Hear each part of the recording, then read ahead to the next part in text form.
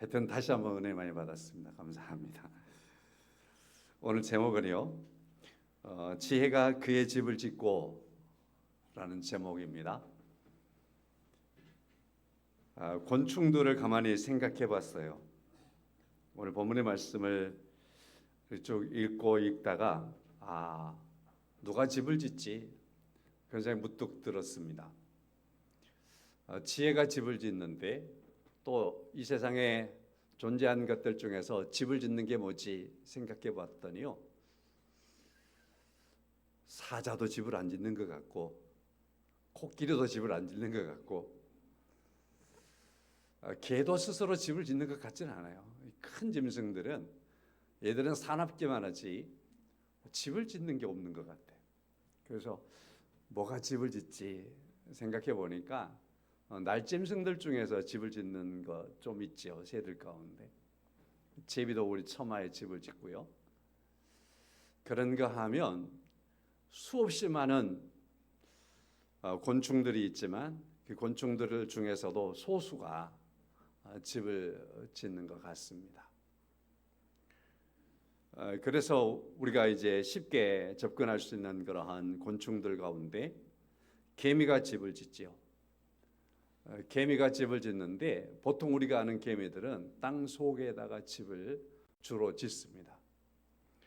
그래서 이걸 연구하는 사람들이 땅 속을 파보면서 개미집을 연구해 보면 지하에다가 거대한 도시를 형성했다 싶을 만큼 개미들이 땅 속에 집을 짓는데요.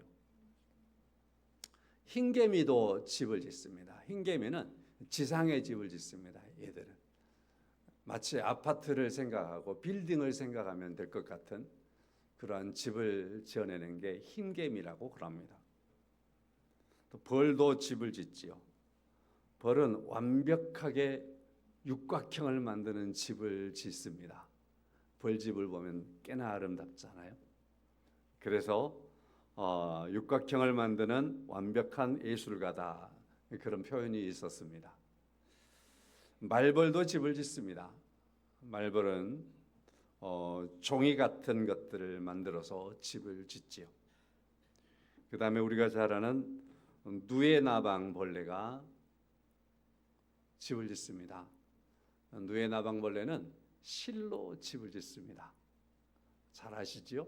실로 집을 짓습니다.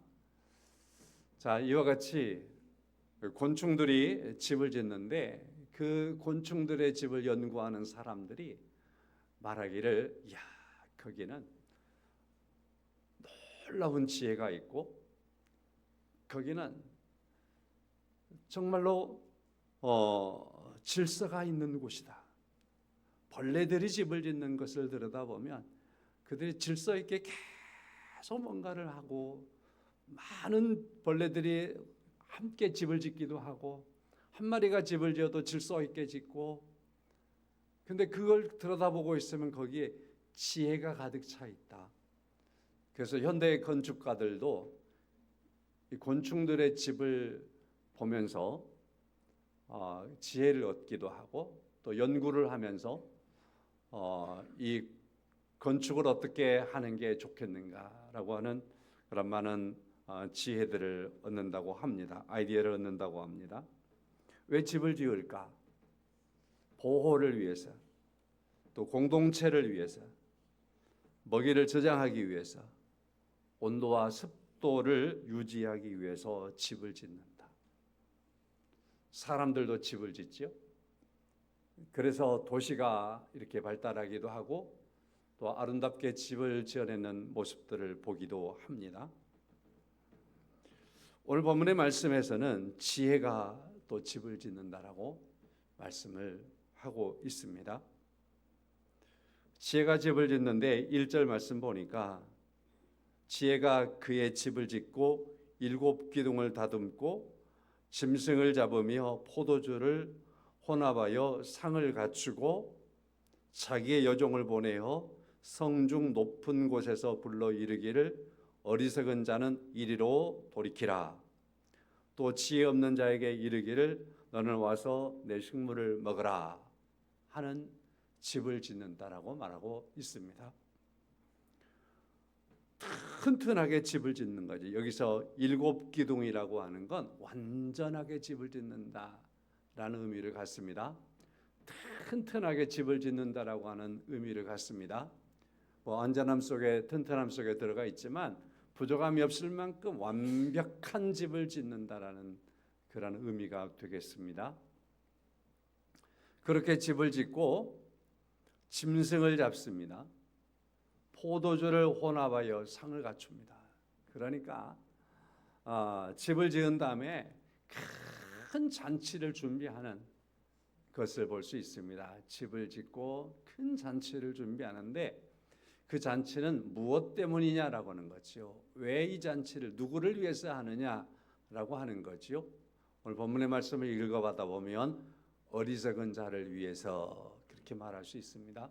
아니 지혜가 어떻게 집을 그렇게 완벽하게 짓고 풍성한 음식을 차려놓고서 불러대는 게 초청하는 손님이 어리석은 자이냐라는 겁니다. 이러려고 집을 지었느냐라는 거죠. 이런 사람을 초청하려고 집을 지었냐라는 거죠. 이렇게 반문하고 들어가 보면 이거 지혜가 지은 집이 아니라 어리석은 자가 지은 집이다. 그런 생각이 들을 만큼. 그러나 여러분과 저는 복음 안에서 하나님의 말씀 안에서 이런 말씀들을 들여다보고 이해하니까 우리는 또 이 말씀 안에서 찾아가는 겁니다.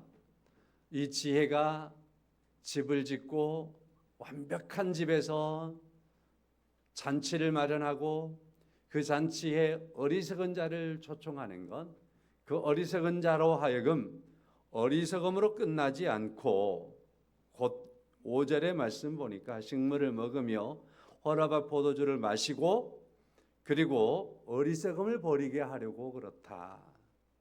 어리석음을 버리도록 하기 위해서 또 더 나아가서 생명을 얻게 하려고 그런다. 명철의 길을 행하게 하려고 잔치를 베푼다라고 말씀을 하고 있습니다. 요한복음 14장 2절의 말씀을 보면 내 아버지의 집에 거할 곳이 많도다. 내가 너희를 위하여 거처를 예비하러 가노니 라고 하는 말씀을 합니다. 우리 주님께서 내 하나님 아버지의 집은 거할 곳이 많다. 그리고 내가 다시 오겠는데 너희를 위하여 거처를 예비하면 그렇게 되면 내가 오리라라고 말씀을 하였습니다. 이 말씀을 우리가 깊이 묵상을 해보면 이런 답을 얻을 수 있습니다. 성도의 미래는 우리 주님께서 친히 우리를 구원하신 그 구원의 완성에 있다라고 말할 수 있습니다. 우리 주님께서 우리를 위해서 집을 지으시고 우리로 하여금 초청하셔서 오늘 본문의 말씀에서와 같이 어리석음을 버리게 하시고 그리고 생명을 얻게 하시고 명철의 길을 가게 하심으로 말미암아 우리로 하여금 예수 안에서 영원한 생명에 이르게 하시고 또한 영원한 하나님의 집에 이르게 하신다라는 사실입니다.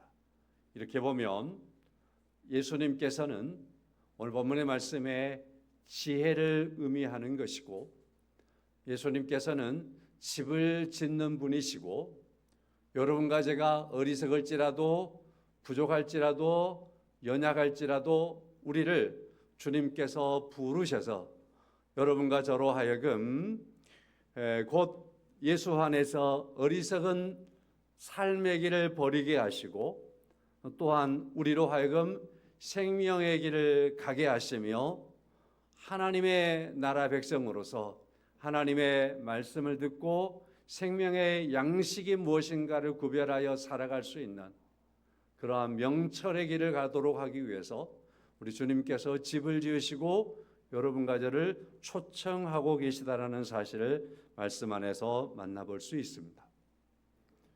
오늘 잠언 9장 1절부터 6절의 말씀을 보았는데요. 이 말씀은 8장 말씀과 연결되어 있습니다. 8장 전체를 볼 수는 없고 32절 이하의 말씀을 통해서 이렇게 요약할 수 있습니다. 지혜를 얻으라 라고 말합니다. 여러분과 저에게도 말합니다. 지혜를 얻으라 라고 말합니다. 지혜를 얻기 위해서는 날마다 문설주에서 기다리는 자가 되어라 라고 말합니다. 제가 어렸을 때요, 저희 집에 손님이 온다라고 하는 걸 미리 알잖아요. 그러면 손님을 기다리는 일들이 있었습니다. 그래서 어디에 오는가, 언제 오는가 모르잖아요. 자, 그래서 손님을 기다리는 거예요. 한없이 기다립니다. 그러다가 오면 너무너무 기쁘고 반갑지요. 지혜를 기다려야 한다라고 말합니다. 문설주에서. 성도 여러분, 그리고 말합니다.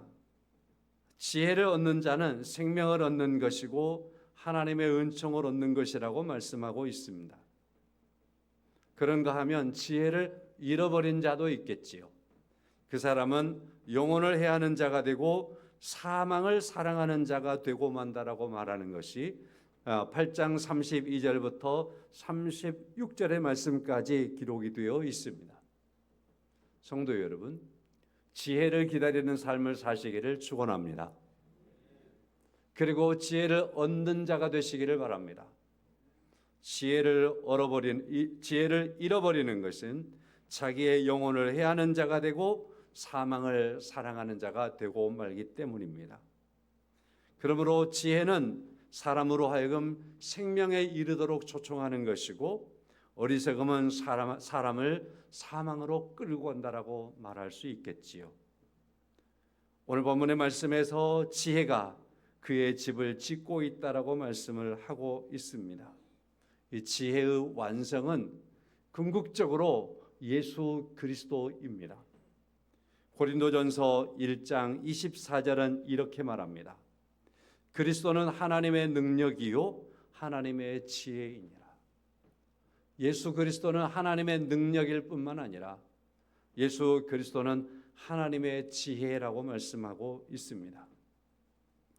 오늘 본문의 말씀에서 그러므로 우리에게 말씀하고 있습니다. 예수 그리스도께서는 곧 우리에게 교회를 세우시고 죄인된 우리로 하여금 생명의 잔치로 초청하고 있다라고 하는 구속의 그림으로 보도록 우리를 초청하고 있습니다.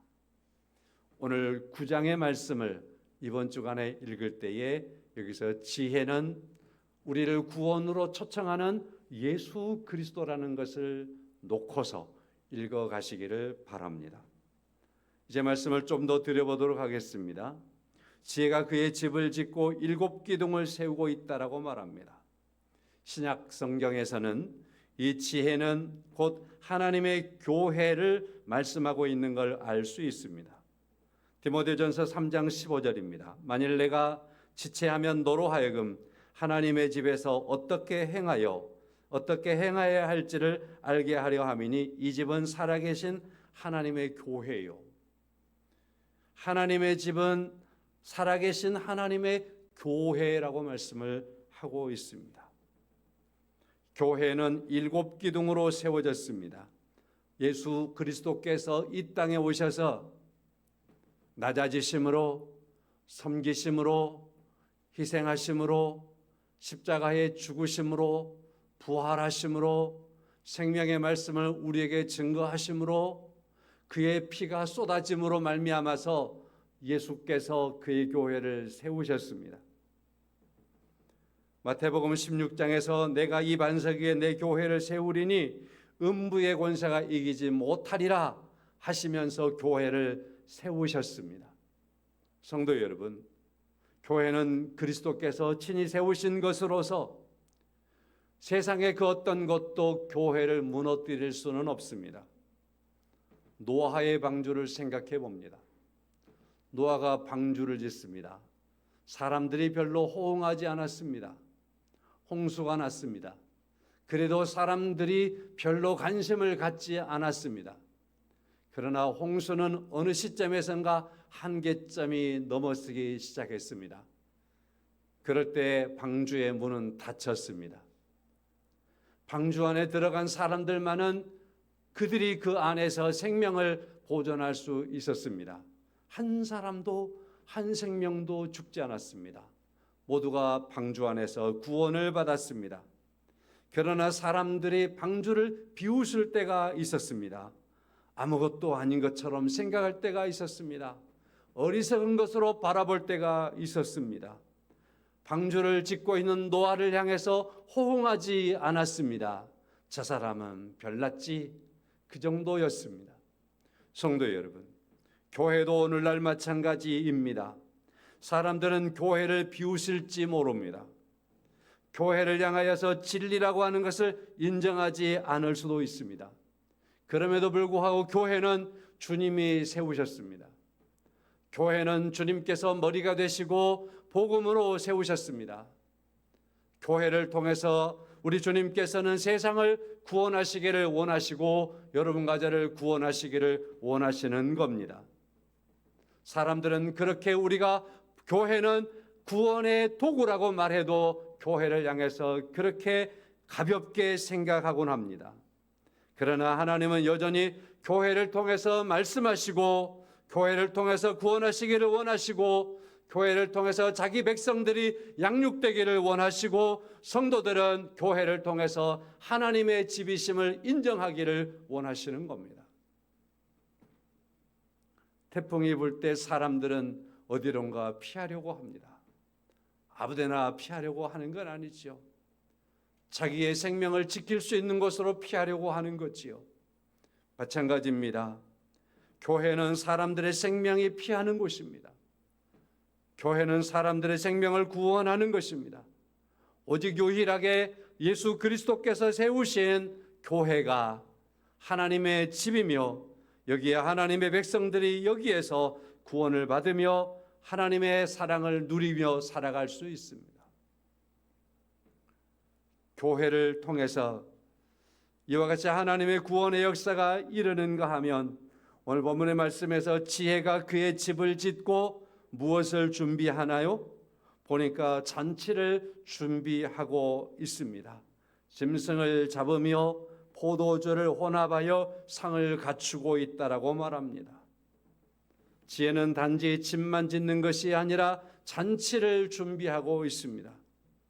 짐승을 잡으며 희생을 따르는 그러한 잔치를 준비하고 있다라고 말씀할 수 있겠지요. 포도주를 혼합하여 상을 갖추고 최상의 포도주를 만들고 모든 사람들이 만족할 만한 포도주를 만들고 상을 갖추고 여기서 상은 곧 그 잔치가 풍성한 잔치를 의미하고 있습니다. 성도 여러분, 우리는 이 말씀을 통해서 그리스도의 구속의 그림으로 다시 한번 접근을 해보면 좋겠습니다. 예수님께서 희생하셨습니다. 죽으심으로 말미암아서 하나님의 교회를 세우셨습니다. 주님께서 죽으시기 바로 직전에 제자들과 함께 앉으시면서 그들에게 이것은 내가 주는 떡이니 라고 하면서 떡을 주실 때에 내 살이다 라고 분명하게 말씀하였습니다. 잔을 나눠주시면서 이것은 내 피라 말씀하였습니다. 그러나 그것은 눈으로 볼 때는 포도주였습니다. 주님께서 이 땅에 오셔서 마지막 이 잔치를 통해서 하나님의 나라 잔치를 우리에게 보여주기도 하였습니다. 그리고 이 마지막 만찬을 통하여서 교회가 무엇인가를 말씀하시고 있었습니다. 그것은 예수 그리스도의 희생으로 세워진 것이 교회이며 교회에서는 생명의 양식을 나누는 곳이며 교회에서는 예수 안에서 서는 것임을 말씀하고 있는 것이었습니다. 요한복음 6장 35절은 말합니다. 나는 생명의 떡이니 내게 오는 자는 결코 줄이지 아니할 터이다라고 말씀을 하였습니다. 구원은 메마른 종교를 말하는 것이 아니라 하나님의 은혜를 말하는 것입니다. 우리 주 예수 그리스도께서 그의 은혜로 자신이 희생하시고 그의 은혜로 피를 흘리시고 그의 은혜로 살을 찢기시고 우리에게 생명의 떡이 되어 주셨습니다. 이사야는 말합니다. 55장 1절 말씀에 오호라 너희 모두 목마른 자들아 물로 나오라 라고 말씀을 하시지요.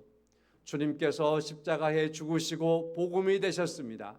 생명의 떡이 되셨습니다. 그리고 우리에게 생수가 되었습니다. 그리고 모든 사람에게 와서 내게 와서 마시라고 하시는 이사야 선지자의 예언을 성취하였습니다. 성도 여러분, 잔치를 준비하시는 하나님, 예수 그리스도께서는 잔치를 준비하셔서 우리로 하여금 주님 앞에 나와서 생명의 떡을 나누며 살게 하였습니다. 그리고서 잔치를 준비하고 오늘 본문의 말씀에서 또 이런 말씀을 하고 있습니다. 3절이지요. 자기의 여종을 보내어 성중 높은 곳에서 불러 이르기를, 여종을 보내서 사람들을 잔치에 초청하고 있음을 볼 수 있습니다. 지혜는 어리석은 사람들을 초청합니다. 예수님께서 이 땅에 오셔서 교회를 세우시고, 그리고 주님께서 피를 흘리시고 그가 살을 찔리심으로 말미암아서 생명의 떡이 되신 중요한 이유는 예수께서 우리를 초청하여 부르시기 위한 것이었습니다. 여러분과 저를 부르시는 주님의 은혜를 바라볼 수 있기를 간절히 소망합니다. 그래서 오늘 초청하는 사람들이 누구인가요? 4절의 말씀에서 말합니다. 어리석은 자는 이리로 돌이키라. 지혜 없는 자에게 이르기를 너는 와서 내 식물을 먹으며 라고 말씀을 하고 있습니다. 성도 여러분, 여러분과 저는 어리석은 자들이었습니다. 여러분과 저는 부족한 사람들이었습니다. 그런데 우리를 하나님께서 부르셔서 우리로 하여금 예수 그리스도 안에 서게 하시고 그리스도의 잔치에 참여하게 하시는 하나님의 놀라우신 은혜의 부르심을 입은 사람들이 되었습니다. 우리가 그와 같이 하나님의 은혜에 참여하는 자가 되었음을 감사하며 하나님의 뜻을 붙잡고 말씀 안에 서는 여러분과 제가 될 수 있기를 주의 이름으로 간절히 축원합니다. 이 말씀 안에서 지혜는 예수 그리스도이십니다. 지혜는 집을 짓습니다. 교회를 세우셨다라는 말씀입니다. 지혜는 잔치를 준비하였습니다. 우리 주 예수 그리스도께서 이 땅에 오셔서 복음이 되셨습니다. 십자가의 은혜가 되었습니다. 지혜는 사람들을 초청하였습니다. 부르셨습니다. 여러분과 저를 부르셔서 하나님의 자녀가 되게 하였습니다. 하나님의 영원한 나라에 참여하는 자가 되도록 하시는 은혜를 허락하여 주었습니다. 이와 같이 지혜는 잔치를 준비하고 우리를 초청하여서 하나님의 나라 백성이 되게 하시는 놀라운 은혜를 베푸셨는데요. 우리가 한 사람을 놓치지 않았으면 좋겠습니다. 오늘 본문의 말씀 3절의 말씀에서 자기의 여종을 보내요 라고 하는 말씀입니다. 성도 여러분, 누가복음 14장의 말씀을 보게 되면 어떤 왕이 있었습니다. 큰 잔치를 준비했습니다. 잔치를 잘 준비했습니다. 그리고 잔칫날이 되었습니다. 그런데 초청을 받은 사람들이 오지를 않습니다. 밭을 핑계댑니다. 소를 핑계댑니다. 결혼을 핑계댑니다. 많은 이유를 가지고 초청을 거부하는 겁니다. 그럴 때에 주인은 종을 보내면서 말합니다. 가난한 자, 병신, 맹인, 저는 자들을 데려오라고 말합니다. 그리고 나중에는 길과 산 울타리로 가서 사람들을 데려다가 잔치자리를 채우라고 말을 하고 있습니다. 종들은 처음에 종들은 초청장을 보냈습니다. 사람들이 오지 않습니다. 잔칫날이 되었는데 이 사람 저 사람들이 거부합니다. 그래서 주인이 말합니다. 야, 가난한 사람들 데려오고 맹인들도 데려오고 그리고 병든 사람도 데려오고 저는 사람도 데려오라 라고 말할 때에 그의 종들은 마다하지 않고 주인의 말을 듣고 쫓아가서 사람들을 데려다가 잔치집을 채우는 것을 볼 수 있습니다. 사랑하는 성도 여러분, 오늘 본문의 말씀에서 여러분과 제가 초청을 받은 사람으로 끝나지 아니하고 또한 여기에서 말씀하고 있는 보냄을 받은 사람의 모습도 한번 좀 생각했으면 좋겠습니다. 오늘 그리스도인으로 살아가는 여러분 가정의 삶 속에서 복음으로 말미암아서 흡족하고 만족하는 삶으로 많은 거기에 머물러 있는 오늘 그리스도인들이 교회 안에 너무나 많습니다. 저부터도 오늘 말씀을 준비하면서 바로 그런 사람 속에 내가 많이 속해 있다라는 생각을 하면서 회개합니다. 다시 한번 여러분과 저에게 주께서 말씀하시는 말씀을 함께 들었으면 좋겠습니다. 자기 여종을 보내시는 주의 말씀을 말입니다. 주님께서 오늘 또 여러분과 저를 보내시고 있습니다. 내 생각에 저 사람 가난한데 주님께서는 그 사람을 부르시고 있습니다. 저 사람 병들었는데 주님께서는 나를 보내서 주님께서는 그를 부르시고 있습니다. 저 사람 많이 부족한데 아닙니다. 주님께서는 그 사람을 부르시고 있습니다. 왜냐하면 오늘 말씀에 보니까 지혜가 집을 짓고 완전한 잔치를 준비하고서 그가 부르는 것은 어리석은 자를 부르고 있다라는 사실입니다. 어리석은 자를 불러서 생명을 얻도록 하기 위해서 부르고 있다라는 사실입니다. 명철을 얻도록 하기 위해서 부르고 있다라는 사실입니다. 흠이 없는 자가 되도록 부르고 있다라는 사실입니다. 이 놀라운 일을 위해서 오늘도 주님께서는 여러분과 저를 통해서 말합니다. 내가 너를 보내는 곳에 가서 그 사람들을 데려다가 내게로 데려와라. 내가 세운 내 집으로 데려오고 내 잔치로 데려오라고 하시는 주의 말씀이 오늘 여러분과 저에게 오늘 또 선포되고 있으며 여러분과 저를 독촉하고 있다는 사실을 함께 듣는 그러한 주님의 여러분과 저를 향해서 명하시는 주의 말씀을 듣는 은혜가 있기를 간절히 축원합니다. 그러므로 말미암아 우리는 부름을 받은 자이기도 하고 보냄을 받은 자이기도 합니다. 하나님의 지혜는 여러분과 저를 부르셨고 여러분과 저를 오늘도 보내셨습니다. 부르심에 합당한 삶을 살아가며 보내심에 합당한 삶을 오늘 이 시대에 살아가는 그리스도인 된 여러분과 제가 되기를 예수 그리스도의 이름으로 간절히 축원합니다. 우리 찬송하겠습니다. 304장입니다.